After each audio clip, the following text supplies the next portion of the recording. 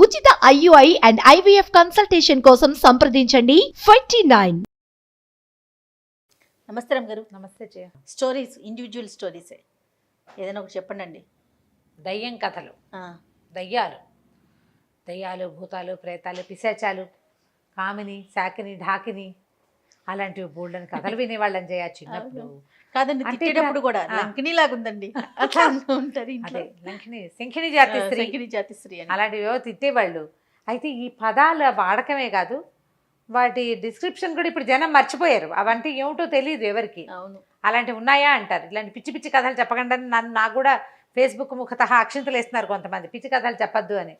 మంచి కథలు చెప్పాలి, లేటెస్ట్వే చెప్పాలి. ఇంకా చాలా ఉన్నాయి. వాళ్ళ పేరు ఎత్తకూడదు, వీళ్ళ పేరు ఎత్తకూడదు, వీళ్ళ సంగతి చెప్పకూడదు, వాళ్ళ సంగతి చెప్పకూడదు, ఎప్పుడు నీతిని బోధించేవే చెప్పాలి. చాలా ఉంటాయి. కాదు రమ్మగారు, కథ అంటే కల్పితమే కదా, అవునా కాదండి? అప్పుడే ఎవరో చూశారు, ఎవరో అనుకున్నది ఒక పుస్తక రూపంలో, ఒక స్టోరీ రూపంలో రాసింది మనం చెప్పుకుంటున్నాం. అయినా కూడా అలా ఏమి ఉండకూడదు. అయినా కూడా నాకు బుద్ధి లేదు, సిగ్గు లేదు, జ్ఞానం లేదు, మీకు అది లేదా, మీకు ఇది లేదా, నానా రకాలండి. అబ్బో బోల్డని వస్తాయి. కానీ ఈ దయ్యపు కథలు మాత్రం ఇలాంటి బ్యాడ్ కామెంట్లు 4-5 ఉన్నప్పటికీ మిగిలిన వాళ్ళంతా ఇంట్రెస్టింగ్గా వినేస్తారు. ఎలాగో అర్థం కాదు నాకు. స్టోరీ విని అలవాటు ఉంటే రమ్మగారు ఏదో ఒకటి వినాలనే ఆలోచన ఉంటుందండి. దాంట్లో రంధ్రాన్వేషణ చేయాలనిపించదు బహుశా. అదే అంటే సరే, రంధ్రాన్వేషణకి ఏమి కంప్యూటర్ వెనకాల దాక్కుని ఎన్ని కామెంట్లైనా చేయగలుగుతాం మనం. అంతే కదా, అలాగే జరుగుతుంది. అంతేగా. అయితే ఈ దయ్యాలు వారి విజ్ఞతకే వదిలేయాలనిపిస్తుందండి నా వరకు. అంతే. రైట్, చెప్పండి. ఇవాళ ఒక శాకిని కాదు, కామిని కథ చెప్దాం మనం ఇవాళ. పూర్వం ఎలా ఉండేవి ప్రయాణాలు? ఈ ఊరు నుంచి ఆ ఊరు వెళ్ళాలంటే ఏదో బండి కట్టుకుని వెళ్ళాలి, లేదా నడిచి వెళ్ళాలి. కొంచెం నదీ ప్రాంతాల్లో ఉన్నవాళ్ళు ఇటు నుంచి అటు వెళ్ళాలంటే వాళ్ళ లంకల్లోకి వాట్లలోకి ప్రయాణం చేయాలంటే పడవలు, గోదాట్లో పడవ వేసుకుని ఈ ఊరు వచ్చాం, ఇక్కడ పెళ్లి చేసుకున్నాం, మళ్ళీ పడవ వేసుకుని ఆ ఊరు వెళ్ళాలి. అయితే గోదావరి జిల్లాలో కోనసీమ, ఆ సీమ, ఈ సీమ బోల్డ్ అని ఉన్నాయి. ఈ సీమలన్నిటికీ పాతకాలపు ప్రయాణం అంతా పడవే. అవును, ఆ పడవల వాళ్ళు ఉంటే పడవ కట్టడానికి ఎవరైనా, లేకపోతే వీళ్ళే బలశాలలు. అది ఒక ఒడుపు, సైకిల్ తొక్కటం లాగా అనమాట. నాటు పడవ అంటారు. నాటు పడవలు. ఇప్పుడు సైకిల్ తొక్కటం ఉంది, ఒకసారి వచ్చేసింది అనుకో, ఆ తర్వాత ఏ ఊరైనా అక్కడ ఏ పిచ్చి సైకిల్ అయినా తొక్కేస్తారు. ఈ పడవ వాలుకి వేయటం అనేది ఒక ప్రాక్టీస్. అట్లా సైకిల్ లాగానే ఇది కూడా ఈ ప్రాక్టీస్. అది తెలుసుంటే గడేసి మెల్లిగా ఆ డింగీలు చిచ్చిటివి, ఈ తాటాకుతో వెళ్తారు చూడు డింగి, బుజ్జిది, ఆ బుజ్జివైనా, కాస్త కర్ర పడవలైనా, కొంచెం నాటు పడవైనా, ఒక మాదిరి పెద్దవి కూడా 2-3 సాయం పట్టి ఒకళ్ళతో ఒకళ్ళు సింక్రనైజ్డ్గా పనిచేయాలి పడవకి. అలా చేసేవాళ్ళు. అయితే ఈ కోనసీమ చుట్టుపక్కల ప్రాంతాల్లో జనమంతా కూడా పడవ ప్రయాణాలే వాళ్ళ పద్ధతి.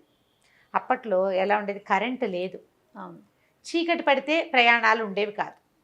చీకట్లో పడవల వాళ్ళు కూడా వచ్చేవాళ్ళు కాదు. రాత్రులు ప్రమాదం కదా, అవతల ఇదందదు, గట్టు అందకపోయినా, సడన్గా ఏటికి గోదావరికి ఏదైనా ఎక్కువ నీళ్ళు వచ్చేసినా అవి తెలియవు కాబట్టి రాత్రిళ్ళు చేసేవాళ్ళు కాదు. అయితే ఇలాంటి కాలంలో, ఈ కాలం ఎట్లా అంటే రోడ్లు అసలు లేకుండా కేవలం పడవ ప్రయాణాలే ఉన్న రోజుల్లో భీమశంకరం గారిని ఒక ఆయన ఉండేవారు. ఆయనకి రామలింగం అని చక్కటి కుమారుడు ఉన్నాడు. ఆయన బాగా ఆలోచించి కొంచెం దూరపు సీమ నుంచి ఒక పిల్లని, పెళ్లి కూతుర్ని సెలెక్ట్ చేసుకున్నారు, పెళ్లి చేశారు. పిల్లాడికి ఒక 20 ఏళ్ళు ఉంటాయి, 20 సంవత్సరాలు పిల్లాడు. పిల్లకి 8 ఏళ్ళు. అప్పుడు పెళ్ళిళ్ళు అట్లా చేసుకునేవాళ్ళు కదా. చక్కగా పెళ్ళి అయింది. అవి పెళ్లి వాళ్ళంతా తెముల్చుకుని వీళ్ళు పడవల దగ్గరకు వచ్చేసరికి చీకటి పడిపోయింది. చీకటి. ఇక ఏం చేయాలి, పడవల వాళ్ళు కొంచెం ఆ పక్కనే పడవల వాళ్ళ ఇళ్ళు కూడా ఉన్నాయి అవతలగా గట్ల మీద. వీళ్ళు కేకేశారు. కేకేస్తే వాళ్ళు, మేము రామండి, పడవలు ఉన్నాయి, కావాలంటే మీరు వేసుకెళ్ళిపోండి. వీళ్ళకి, పెళ్లి వాళ్ళకి వెనకాల భోజనం వసతి లేదు. అంటే ఉండే భోజనం ఉన్నా ఉండే వసతి లేదు, వెళ్ళిపోవాలి ఎలాగైనా సరే. అయితే వాళ్ళు ఏమన్నారు, పడవలు కావాలంటే మీరు వేసుకెళ్ళండి, అవతల ఒడ్డును వదిలిపెట్టండి అన్నారు. ఈ ప్రయాణం కూడా అంత చాలా పెద్దది ఏం కాదు, ఒక అరగంట 30 గంట పడుతుంది అంతే.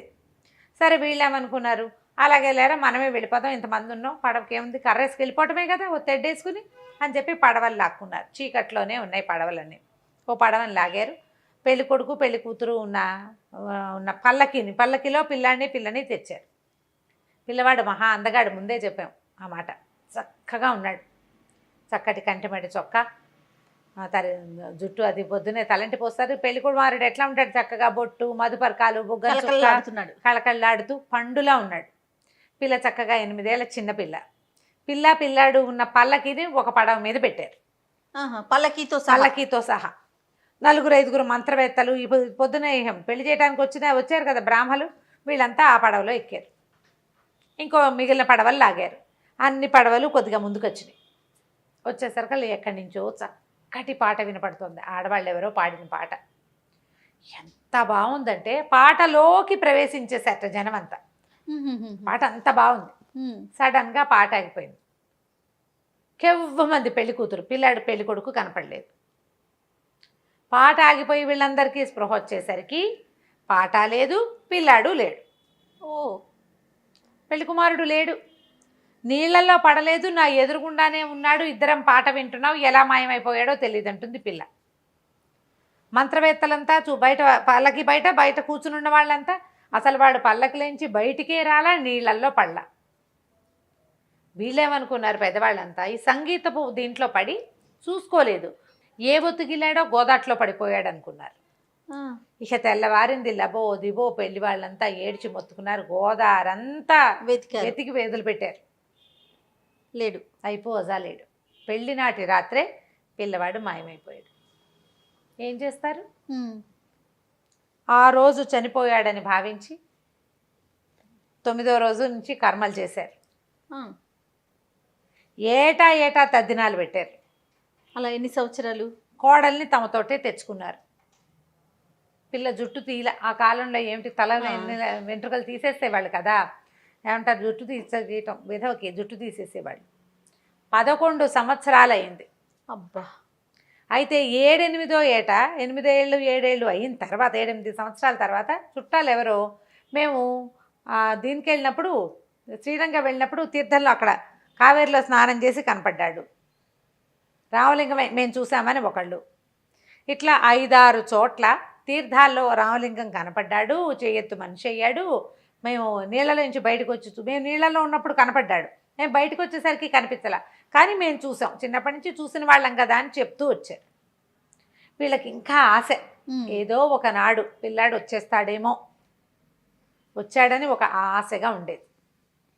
అయితే ఇట్లా జరుగుతూ ఉంది. 11 సంవత్సరాల తర్వాత 11 ఏళ్ళకి ఒకనాటి రాత్రి వాళ్ళ నాన్న పడుకున్నాక నిద్రలేసారు కదా, తల కింద పసుపచ్చటి గుడ్డలో మూట కట్టిన డబ్బులు కనపడ్డాయి ఆయనకి. ఆయన తెల్లబోయాడు. ఈ డబ్బు ఎవరు పెట్టారో తెలియలే. సరే దొడ్లో ఒక చోట గుంట తీసి పాతిపెట్టాడు. పిల్లాడు తద్దిన రోజున జరిగింది అది. మళ్ళీ కొన్నాళ్ళకి ఏవో నగలు వచ్చి తల కింద ఉన్నాయి. మళ్ళా పట్టుకెళ్ళి దొడ్లో పెట్టేశాడు. అవి వాడితే ఏమవుతుందో తెలియదు కదా. 3-4 సార్లు అట్లా డబ్బులు వచ్చినాయి వాళ్ళ ఇంటికి. ఎక్కడా పెట్ల, ప్రతిసారి తండ్రి తల కింద దిండు కిందే ఉండేవి అవి. అయితే ఒకనాడు తల్లి తండ్రి ఉన్నారు, ఇంకా ఎవరో ఒకళ్ళిద్దరు చుట్టాలు ఉన్నారు. తలుపు మోగింది.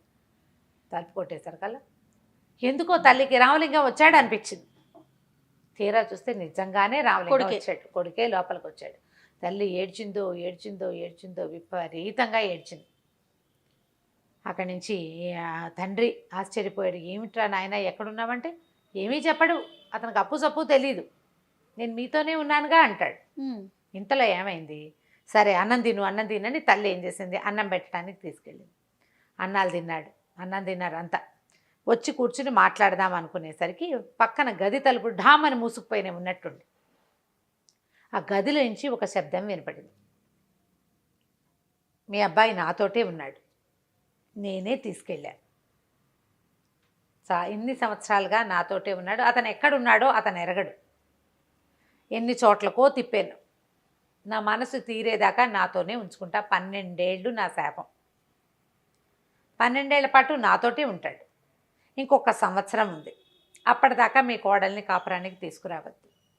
మీకు ఇంతకాలంగా వస్తున్నటువంటి డబ్బు నగలు నేను ఇచ్చినవే, ఇంకా ఇస్తా. ఈ ఏడాది పాటు మీరు ఇంకా అతన్ని ఏమీ కదపద్దు, అడగద్దు, మీ కోడల్ని తేబోకండి. 12 ఏళ్ల తర్వాత అతనే వచ్చేస్తాడు అని చెప్పి, మీరేమీ కంగారు పడద్దు, కళవెళ్ళపడద్దు, బాధపడద్దు అని చెప్పింది. తలుపులు తెరుచుకునే రామలింగం ఠకీమని మాయమైపోయాడు. అక్కడ లేడు. తర్వాత ఎంత డబ్బో వచ్చింది వీళ్ళింటికి, ఎంతకాలమో. ఇప్పుడు ఒక్కొక్కళ్ళకి ఒక్కొక్క జీవిత చరిత్ర ఉంటుంది. జీవితం మీద భ్రమ తీరని వాళ్ళు కొంతమంది ఉంటారు. వివాహం మీద భ్రమ తీరని వాళ్ళు, సంతానం మీద భ్రమ తీరని వాళ్ళు, తాము ఎవరింట్లో పుట్టామో ఆ ఇంటి మీద భ్రమ తీరని వాళ్ళు, కోరిక తీర్చుకోలేకపోయిన వాళ్ళు, వదల్లేని వాళ్ళు ఇట్లా గ్రహాల రూపంలో తిరుగుతూ ఉంటారని చెప్తారు. ఈ అమ్మాయి వీళ్ళకి చెప్పిన మాటల్లో వృత్తాంతం ఏంటంటే, ఈవిడ ఒక రాజుల పిల్ల, 25 ఏళ్ళు వచ్చిన పెళ్ళవల, పెళ్లి మీద భ్రమ తీరల. భ్రమ తీరలేదు. ఆ చనిపోయేసరికల్లా కోడేరులో కాల్చేశారు, ఈ శవదహనం చేశారు. వీళ్ళు ఎక్కడైతే పడవలు ఎక్కారో దాని పక్కనే శ్మశానం ఉంది. కోడేట్లో అని రాస్తారు. ఆ కోడేరు పక్కన శ్మశానం ఉంది. ఆ శ్మశానంలో తిరుగుతున్నటువంటి ఈవిడకి ఈ పెళ్లి కొడుకు స్వరూపంలో ఉన్నాడు, చూసావా? పెళ్లి కొడుకు అందంగా ఉన్నాడు, అతను నచ్చాడు. అందుకు తీసుకుపోయింది. ఆ తర్వాత సంవత్సరం అంతా డబ్బులు వస్తూనే ఉన్నాయి వాళ్ళకి. ఆయన ఎంత ఆస్తిపరుడయ్యాడో. తర్వాత దాచిపెట్టలే ఆయన. సంవత్సరము తిరిగాక ఒకనాడు వచ్చేసాడు రామలింగం. 12 ఏళ్ళు అయిపోయినాయి వచ్చేసాడు. కానీ ఎవరైతే తనని తీసుకెళ్లారో వాళ్ళతో ఉన్న వృత్తాంతం ఏది అతనికి జ్ఞాపకం లేదు. ఇంత డబ్బు వచ్చేటువంటి వృత్తాంతం ఏం జరిగిందో, తను ఎవరితోటి ప్రపంచం అంతా తిరిగాడో అసలు గుర్తే లేదు. అతన్ని ఎన్ని చోట్లకి తిప్పిందో అమ్మాయి. ఆమెకున్న శక్తి అది. ఆమె భ్రమ తీరిపోయాక, ఆ వివాహము భ్రమ ఒకళ్ళతోటి కలిసి ఉండటం అది తీరిపోయాక వదిలిపెట్టేసింది. అన్ని గ్రహాలు ఇలా వదలవు అని చెప్తారు. కొంతమంది ఇలా వదిలిపెడతారు, మంచిదయ్యం. ఒక్కొక్కళ్ళు వదలకుండా వీళ్ళని తమతోటి తీసుకెళ్ళిపోవాలని భావించే వాళ్ళు ఉంటారు. శరీరాన్ని వదిలింపించేసి ఆత్మను తీసుకుపోవాలని, అదొక భ్రమతోటి అన్నమాట. ఈ భ్రమ, ఇది కామిని ఈ కథ పేరు. ఆ కోరిక తీరటం కోసం ఈ 12 ఏళ్ళు ఈ బ్రాహ్మణ కుర్రవాడిని తనతో పాటే ఉంచుకుంది. ఈ 12 ఏళ్ల తర్వాత అప్పుడు పెళ్ళని కాపురానికి తీసుకొచ్చారు. చాలా మంచిదయ్యం రమ్మగారు. ఏమి ట్విస్టులు లేవు. కానీ అదే రైట్ రమ్మగారు. నమస్తే రమ్మగారు. నమస్తే జయ. రమ్మగారు, దెయ్యం కథలు చెప్పుకుంటూ ఉన్నాం. ఇవాళ ఇంకొకటి ఏదైనా చెప్తారా? చెప్తాం. పురాతన కాలం, చాలా కాలం క్రితం ధారానగరం. ఆ నగరానికి, ధారానగరం అంటే భోజరాజు నగరం అన్నమాట. అప్పట్లో ఈ రాజుల దగ్గరికి కవులు రావటం అనేది ఒక సంప్రదాయంగా ఉండేది. 50 మంది కవీశ్వరులు రకరకాల ఊళ్ళ నుంచి వచ్చి చేరారు అక్కడికి. ధారానగరం పరమాద్భుతమైన నగరం అట. ఎంత బాగుంటుందో ఊరు. వీళ్ళంతా ఊరంతా చూశాక సాయంకాలం అయింది. ఎక్కడైనా పడుకోవడానికి స్థలం కావాలి. భోజనాలు చేసేశారు, ఏదో దొరికింది భోజనం. 50 మందికి పడుకోవడానికి ఒక ప్లేస్ కావాలి. రాజుగారు ఏవో సభలు అవి నిర్వహిస్తుంటాడు. ధారానగరంలో భోజనానికి ఇబ్బంది ఉండదు. వీళ్ళు తిరుగుతూ ఉంటే వాళ్ళకు ఒక పెద్ద భవనం కనపడింది. యాత్రికులకి కోసం ఏర్పరిచింది అని బోర్డు ఉంది. 2 పక్కలా రాసింది. ఎంత పెద్ద భవనమో! ఉచితం, కేవలం యాత్రికుల కోసమే కట్టబడింది. అంటే ఇక్కడికి వచ్చిన వాళ్ళు వీళ్ళంతా వెళ్ళారు. లోపలికి వెళ్తే చాలా పెద్దది. చక్కగా తెరలు, హంసతూలిక తల్పాలు, పడకకి సాధనాలు, కూర్చునేందుకు సాధనాలు, హాయిగా ఉంది. ఎవ్వరూ లేరు. ఎవరి దారిని వాళ్ళు వెళ్ళి లోపల వెళ్ళి పడుకుని తెల్లవారు లేచి వెళ్ళిపోవచ్చు. అలాంటివి ఉండేవి. మనకి ఇప్పుడు హైదరాబాద్లో లామకాన్ అని ఒక ప్లేస్ ఉంది. ఏ ఊరి నుంచి అయినా వచ్చిన వాళ్ళు సింపుల్గా అక్కడికి వెళ్ళి లోపల ఉండిపోవచ్చు. రిజిస్టర్లు, కాగితాలు రాసుకోవటం లేదు. ఉంది, జూబ్లీ హిల్స్లో ఉంది లామకాన్, దాని పేరు. మకాన్ లేని వాళ్ళు ఇక్కడ ఉండొచ్చు అని. హైదరాబాద్ వచ్చిన వాళ్ళు, అంటే మామూలు జనాలు వెళ్ళటం కంటే ఆర్టిస్టులు వాళ్ళంతా ఆ ప్లేస్ తీసుకుంటారు. పూర్వం ఇలాంటి అవకాశాలు ఉండేవి. భోజన వసతి పెట్టేవాళ్ళు. తర్వాత ఏమో ఇలా ఉండడానికి కూడా ఆసరా ఉండేది. మామూలు సత్రాల్లో 3 రోజులు ఖచ్చితంగా. తర్వాత ఎన్నాళ్ళు ఉంటారో రాయాలి. 3 రోజులు ఫ్రీ. తర్వాత రాసి పెట్టాలి. ఇవి వచ్చింది ఏ ఊరి నుంచి వచ్చారో అవి రాసుకునేవాళ్ళు. ఇక్కడున్న ఈ సత్రము వీళ్ళకి అలా కనపడలే. ఏదో భవనం ఫ్రీగా ఉంది. రాజుగారు కవి పోషకుడు, కవిగాయక పోషకుడు ఆయన, అలా పెట్టుంటాడు అనుకున్నారు. సరే లోపలికి వెళ్ళారు, తలుపులు వేసుకున్నారు. 50 మంది చేరిపోయాను లోపలికి. చీకటి పడిపోయింది. ఇంకెవరు వస్తారు? అవును, ఎవరన్నా తలుపు కొడితే తీద్దాంలేని తలుపేసుకున్నారు. అందరూ పడుకున్నారు. కొంచెం బాగా రాత్రి అయ్యేసరికి పెద్ద వికటాటహాసం కనపడింది, వినిపించింది. తర్వాత ఏవో శబ్దాలు, ఏవో ప్రశ్నలు. ఆ మాటలు సంస్కృతంలో ఉన్నట్టుగా అనిపిస్తోంది. కానీ ఆ శబ్దానికి, ఆ వికటాటహాసం, ఆ అరుపులకి బెదిరిపోయారు. నిద్రలో లేచేశారు అందరూ. కొంతమందికి నిలువుగుడ్లు పడ్డాయి. భయం కొలిపేదన్నమాట. ఈ లోపల ఆ మాటలు ఎవడు అడుగుతున్నాడో వాడు ప్రత్యక్షమాడు, ఏకంగా ఉన్నాడు పైదాకా. బ్రహ్మరాక్షసుడు. చూస్తూనే ప్రాణాలు వదిలేశారు కొంతమంది. బిక్క చచ్చిపోయి నోట్లోంచి మాట రాకుండా ఉన్నవాళ్ళు కొంతమంది. ఈ మాట రాని వాళ్ళు అయితే ఆటకి చెట్టల దక్కి నుంచుంటారు. పారిపోవడానికి ప్రయత్నించిన వాళ్ళు తలుపుల దగ్గరికి కొంతమంది. అందరినీ విరుచుకు తినేసాడు. రక్తం ఓడుతోంది బిల్డింగ్ అంతా. తెల్లవారేసరికి రాజభట్లు వచ్చారు. తలుపులు తెరవబడి ఉన్నాయి. నెత్తురు పారుతోంది, బిల్డింగ్లో కనపడుతోంది బయటికి. గుమ్మాల దగ్గర తలుపు దగ్గరికి పారిపోయి వచ్చిన వాడు తలుపు దగ్గరే విరుచుకు తినబడ్డాడు. తలుపు తెరిచుంటే గుమ్మంలో విరుచుకు తినవాడి నెత్తురు అక్కడే కాదు ఉండేది. అంతేగా. అక్కడి నుంచి రాజుగారికి కబురు వెళ్ళింది. చూస్తే పచ్చి నెత్తురు మొత్తం బిల్డింగ్ అంతా. అది ఒక ఇది కట్టారు, బిల్డింగ్ కట్టించారు, రాజుగారు కట్టిందే. ఇంకా గృహప్రవేశం అవల. అక్కడి నుంచి రాజు ఇదేమిటి ఇట్లా జరుగుతోంది ఇక్కడ అని ఇక ఎంతమందరో మంత్రవేత్తల్ని వాళ్ళని వెళ్ళి తెప్పించారు. శాస్త్ర ప్రకారం గృహప్రవేశం కార్యక్రమం చేయించారు. హోమాలు వేశారు, హోమాలు చేశారు, యంత్రాలు కట్టారు. ఏం జరిగినా ఏం చేసినా కూడా మరణాలు ఆగలేదు. ఎవరో ఒకళ్ళు ఆ బిల్డింగ్లో మరణించేవాళ్ళు. ఎవరో ఒక బ్రహ్మరాక్షసుడు అందులో చేరిపోయాడు. రాజు చాలా బెంగ పెట్టుకున్నాడు. మన ఊళ్ళో ఇలా ఎవరైనా బయట నుంచి వచ్చిన వాళ్ళు చనిపోవటం ఏమిటి, మనమేమి ఎందుకు చేయలేకపోతున్నాం? మామూలు సైనికుల వల్ల వాళ్ళ వల్ల కాదు, మనిషి చేసే వ్యవహారం కాదు ఇది. తెలుస్తోంది, క్లియర్గా తెలుస్తూనే ఉంది కదా. అక్కడి నుంచి ఏమైంది, చుట్టుపక్కల చాలా దూరం వరకు మనుషులు లేరు, మనుషు సంచారం లేదు. ఎవరో ఒకళ్ళు తీసుకొస్తున్నాడు, వాడు లోపలికి వచ్చేలాగా చేస్తున్నాడు. ఆ రాక్షసుడు విరుచు తినేస్తాడు. ఏదో అరుపులు వినపడతాయి దూరానికి, అదేంటో వీళ్ళకి తెలియదు. సరే, కొంతకాలానికి ఇక రాజ్యంలో ఉన్న ఒక మహాకవి ఒక ఆయన, నేను ఆ బిల్డింగ్కి వెళ్ళి చూస్తానంటాడు. రాజుగారు ఒప్పుకోలే. పొద్దుగాక వద్దని బతిమలాడాడు.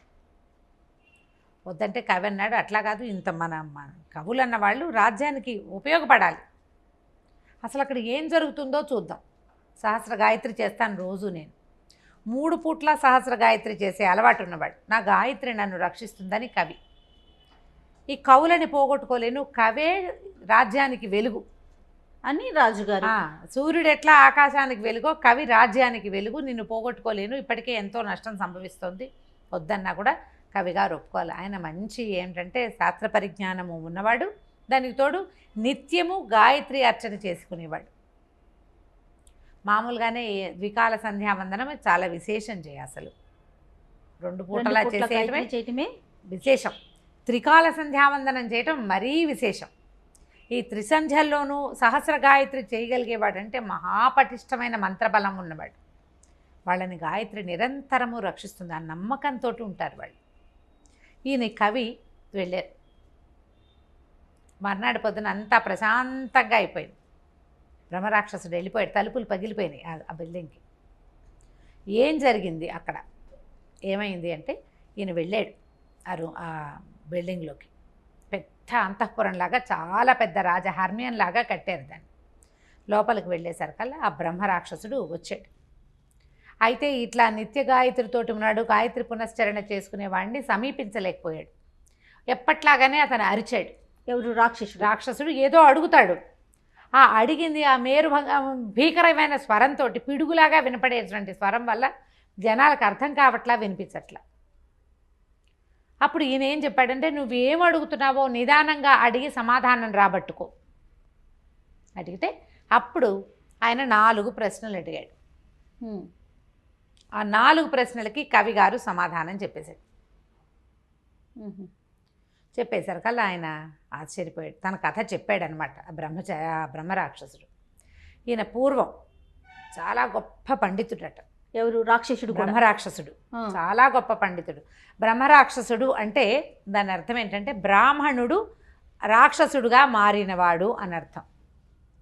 పండితులు కానీ, వేద పండితులు కానీ, శాస్త్ర పండితుడు కానీ, ఎవరైనా బ్రాహ్మణులు కానీ అపరాధం చేసిన వాడికి రాక్షస జన్మ వస్తుంది. ఇట్లా మరణించి వాళ్ళనే బ్రహ్మరాక్షసులు. రాక్షసి అయినా కూడా అంతేనండి, బ్రహ్మరాక్షసి అంటాం కదా. బ్రహ్మరాక్షసి అంటే కూడా అదే. బ్రాహ్మణత్వము, బ్రాహ్మణుడు అంటే వీడు చేయవలసిన విధి విధానాలు కొన్ని ఉంటాయి. అవును, ధర్మం తప్పకూడదు, శాస్త్రాన్ని మీరి ప్రవర్తించకూడదు. ఆ ప్రవర్తించిన వాళ్ళకి ఇలాంటి జన్మ వస్తుందని చెప్పేవాళ్ళు పాత కథల్లో చెప్తారు. అవన్నీ ఇప్పుడు ఉన్నారా అంటే ఏమిటో ఉన్నారో లేదో మనకు తెలియదు, ఈ యుగంలో తెలియదు. అవునవును. ఇది వరకటి కథల్లో చెప్పేవాడు. ఈయన చాలా గొప్ప పండితుడు, కానీ ఎవ్వరికీ పాఠం చెప్పేవాడు కాదట. ఎవరైనా విద్యార్థులు ఆశ్రయించి వచ్చినా ఆయనకి తన విద్య తనే ఉంచుకోవాలి కానీ ఎవరికీ చెప్పడం ఇష్టం లేదు. విద్యని ఎవరికి చెప్పకపోవటం వల్ల, అస్సలు చెప్పకపోవటం వల్లే ఇలాంటి జన్మ వచ్చింది ఆయనకి.